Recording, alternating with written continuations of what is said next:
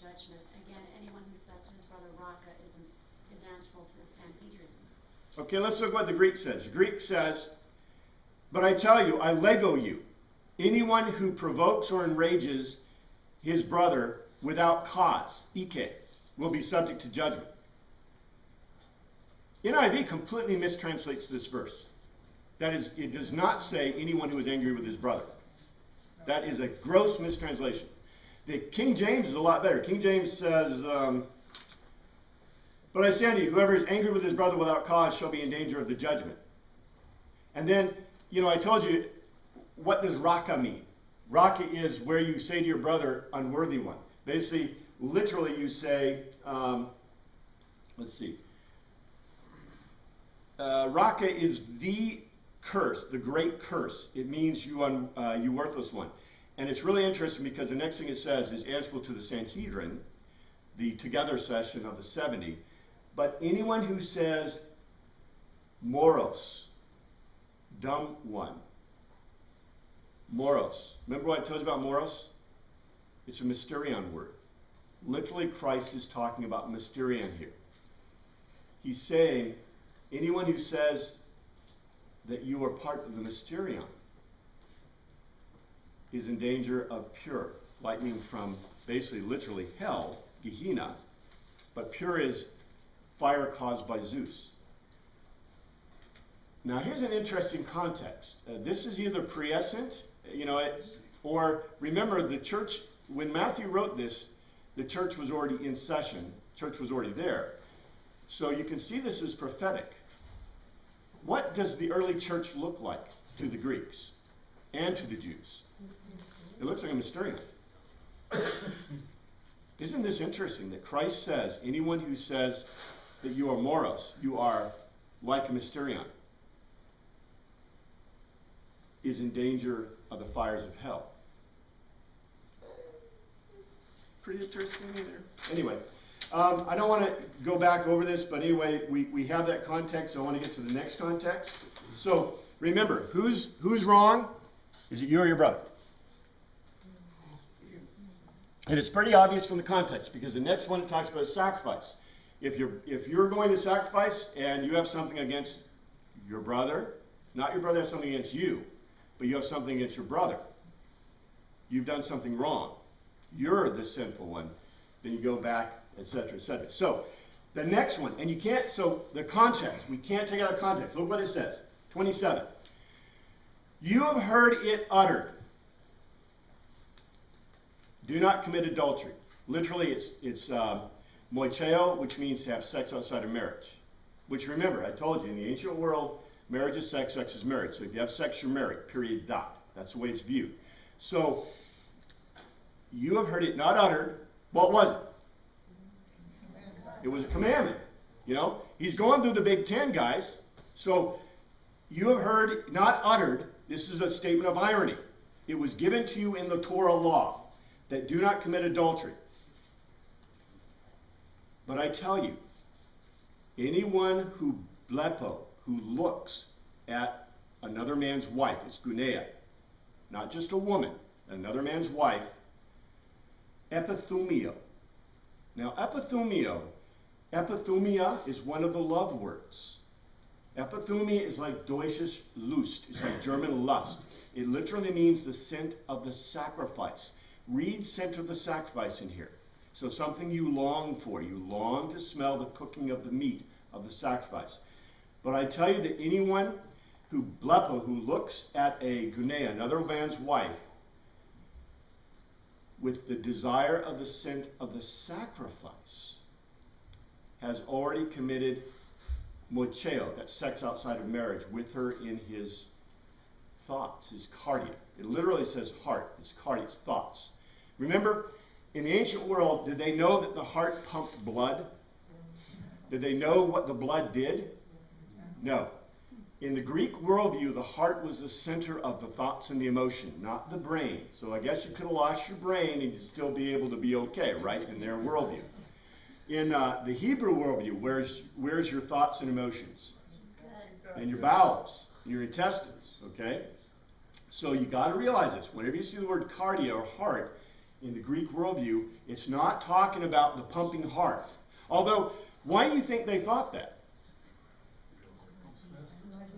Yeah, when you get excited, you see your love, your heart beats fit, right? The Japanese doki doki, I think that's crazy. That it's hilarious because the worldview of the Japanese is really in some ways similar to the worldview of the Greeks in lots of ways, except Greek's very non-euphemistic language. But they talk about love, doke doke, your heart beats faster. So I think it's really cute. The Greeks didn't quite have that going, but they like cardio. So your bowels move when you're in love with your love in Hebrew. Paul said that, remember? Paul said that. So in any case, this is very important culturally. Anyone who bleepo, okay, what did the normative women do in this culture?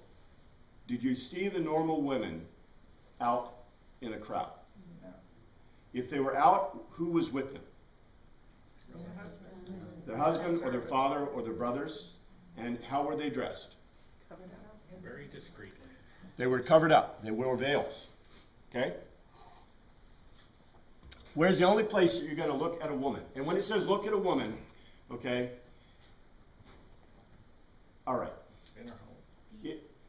Well, if you're looking at a woman, all right, it's obvious you can tell, okay, if a woman Islamic woman is walking around, she's wearing the full gear. You know she's a woman because she's wearing the full gear. Does it matter if you look at her? You can't see. They all look the same. They all look the same. She could be as ugly as sin. She could be the most beautiful woman in the world, but it doesn't matter, right? So when it says that you look at a woman, what's it say? You're in their house. Right, where are you in the house? A guest of their house. You're in the gynoeceum. Do you see this? The only place you're going to look at a woman is if you're in the gynoeceum. Why are you in the gynoeceum? You have bad intentions. You're going to rape the woman of the household. This is obvious to a Greek reader. To us, we're thinking, some guy's walking down the street with his wife, and the guy's, I have lust in my heart for you. No. This is very obvious. They don't have women walking around in swimsuits, okay? So I guess in this context, you could put it in however what context you want. The point of this Greek is, where are you? Peeping Tom. You're literally in the gynoeceum for bad things. So it goes on, it says, you've already committed adultery in your heart. Well, yeah, what are you going to do? You could say he's just taking a look, right? Peeping Tom. But do you see what Jesus Christ is saying here? How far has this guy gone? This isn't Jimmy Carter with his lust in his heart. This is literally that you are in the act of about to commit a grievous sin. You are doing something that you should not do. This would be like unveiling a woman in public. You could read it the same way. If you unveil a woman in public,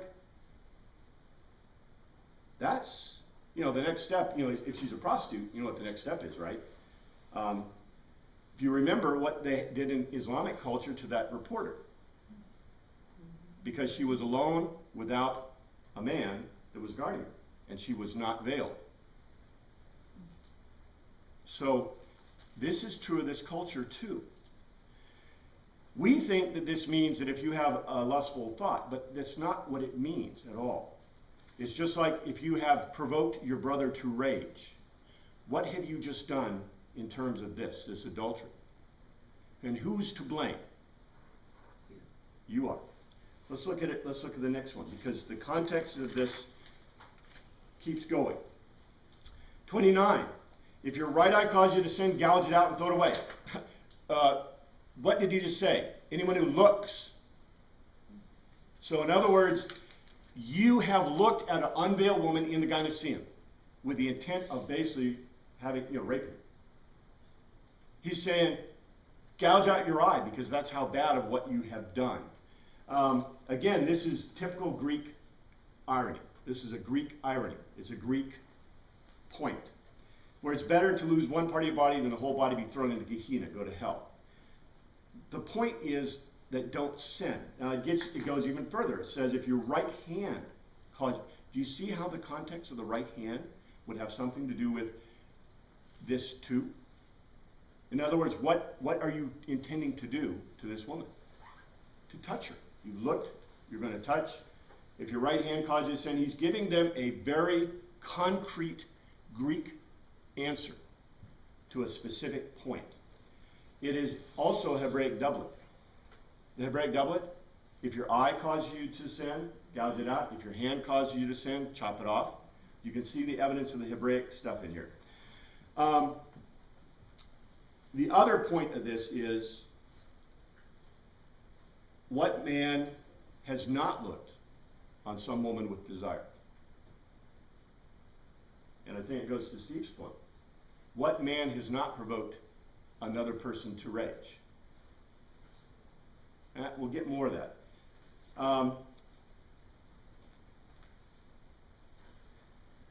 It has been said, it has been uttered. Anyone who divorces his wife must give a certificate of divorce. It's not been uttered, has it? That's in the Torah. That's written in the Torah. The big fight in this time was between the Jerusalem school and the school of the Galil. The school of the Galil, contended that a man could divorce his wife for any reason. The other school, the Jerusalem school, contended that a man had to have a reason. So this is a big fight. So what did Jesus do? Remember the context of John? When John got croaked, where did Jesus go? Into the middle of the fight, right? So look what he does.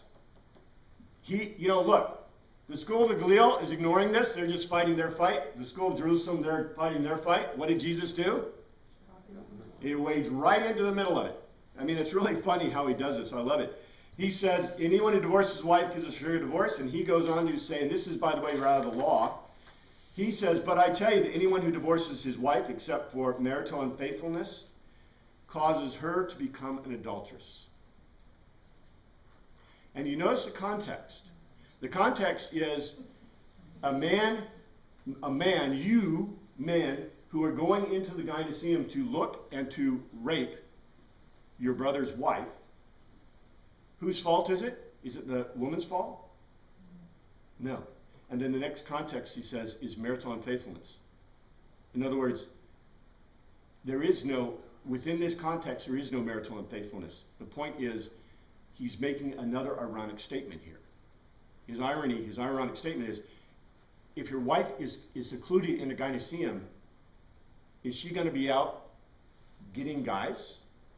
Do you see? Right now in Islamic law, for example, whose fault is rape? It's the woman's fault. And the woman is punished and stoned.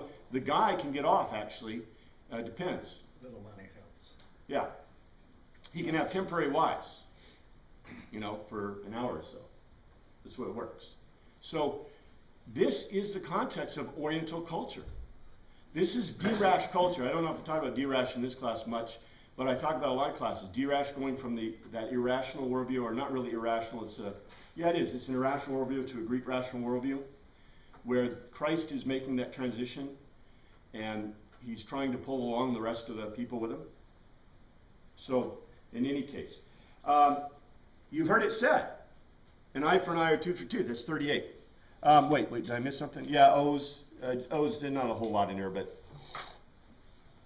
you just can't take it within the context. It's easy within the context. But 38, you've heard it said, an eye for an eye or tooth for tooth. You've heard it uttered.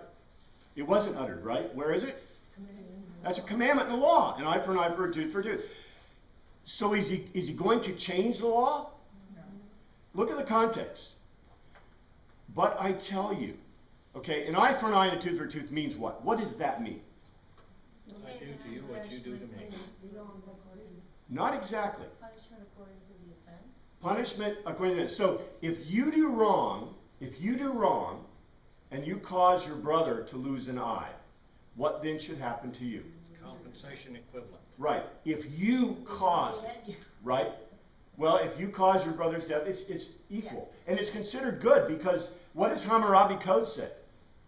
What does Hammurabi's Code say? Kill you. Kill you. You see? What does the British Code? Remember under everybody loves that about Oliver Twist. If you were a thief, what